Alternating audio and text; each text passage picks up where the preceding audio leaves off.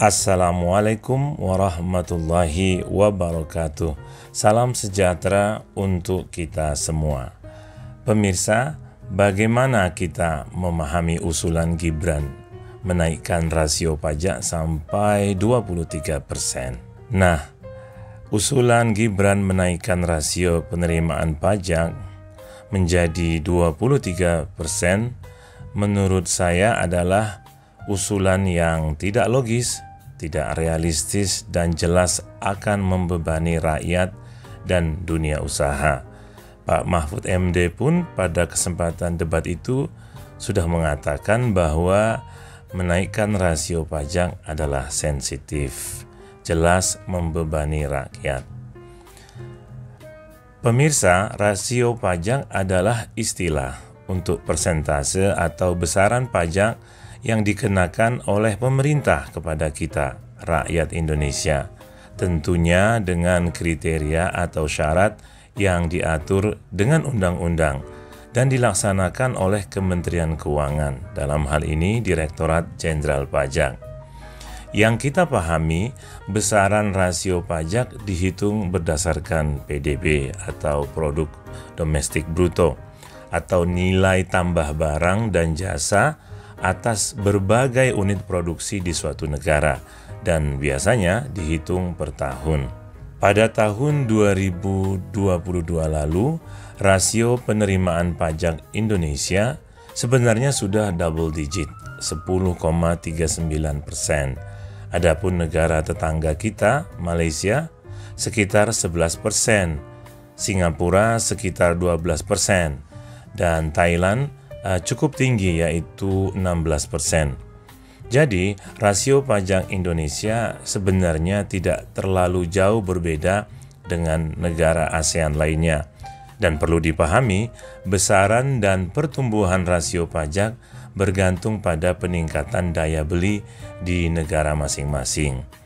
Jadi, kita nggak bisa latah ikut-ikutan menaikkan jumlah rasio pajak dengan atau mirip dengan negara lain, harus menyesuaikan dengan kondisi domestik Indonesia.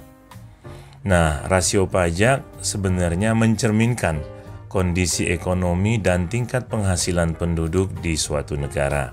Pemirsa, adapun peningkatan rasio pajak yang diterima negara tergantung dua sektor utama, yaitu pertama, pertumbuhan tingkat konsumsi atau belanja rumah tangga, yaitu disebut PPN, pajak pertambahan nilai. Saat kita membeli sebuah produk barang atau makanan di sebuah restoran, maka kita dikenakan PPN sebesar 11% dari harga produk.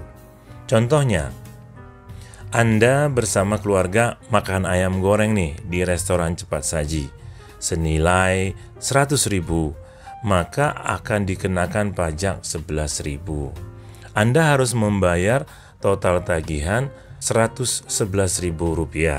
Nah, jumlah 11% itu disebut rate pajak atau disebut juga dengan nilai pajak. Kedua, pertumbuhan profit atau keuntungan dunia usaha yang menjadi wajib pajak, baik wajib pajak badan hukum maupun wajib pajak perorangan, yaitu disebut PPH, pajak penghasilan, dan rentang jumlahnya mulai 5% sampai 30%, tergantung besaran penghasilan tentunya. Silakan googling saja ya, soal PPH 21, 22, ada 25 dan mungkin 29, ada rinciannya semua. Saya tambahkan sedikit lagi. Tax ratio disebut rasio pajak. Ini dia kesimpulannya ya. Tax ratio disebut rasio pajak, sementara nilai pajak disebut tax rate. Keduanya adalah istilah perpajakan yang perlu dipahami, tetapi tidak perlu dibedakan, karena intinya sama dan sama-sama dihitung dengan persentase. Nah, ide Gibran menaikkan rasio pajak 23% adalah ya asal bunyi, tidak logis, tidak realistis, bahkan tidak rasional. Ya, walaupun dia bicara soal rasio atau perbandingan dalam hal ini. Yang ini jelas bukan solusi untuk 5 tahun ke depan Indonesia. Dan alhamdulillah, Pak Anies dalam salah satu acara Desak Anies sudah menyatakan tidak akan menaikkan pajak dan tidak menyebut para wajib pajak sebagai binatang. Ya, walaupun cuma sebagai perumpamaan atau analogi, ya rasanya nggak pas ya, dan nggak pantas. Termasuk Gibran menganalogikan dunia usaha ya, atau seluruh wajib pajak katakanlah sebagai sebuah kebun binatang.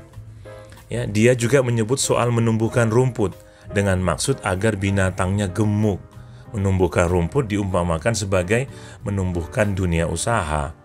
Itu juga ya perumpamaan yang dipaksakan. Ingat ya, tidak semua binatang kan di kebun binatang adalah herbivora, pemakan rumput. Tetapi banyak juga yang karnivora, pemakan daging. Dan kalau kita perhatikan, rumput dan daging untuk makanan harian para hewan itu tidaklah diproduksi di kebun binatang itu sendiri, tapi didatangkan dari luar.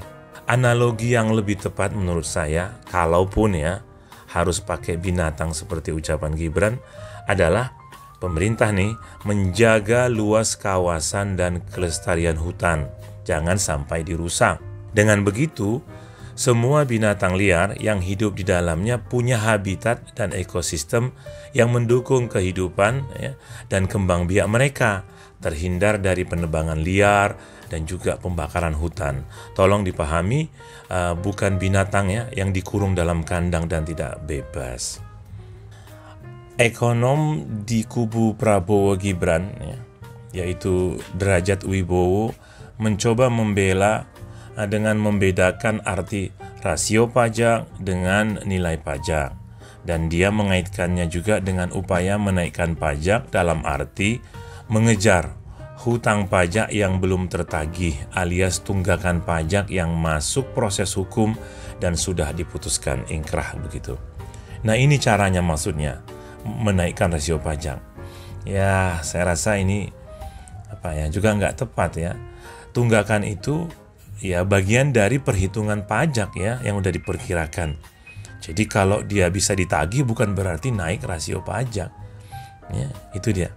Nah, kita kembali ke penilaian awal, yaitu tidak realistisnya usulan Gibran menaikkan rasio pajak. Nah, apa saja alasan-alasannya?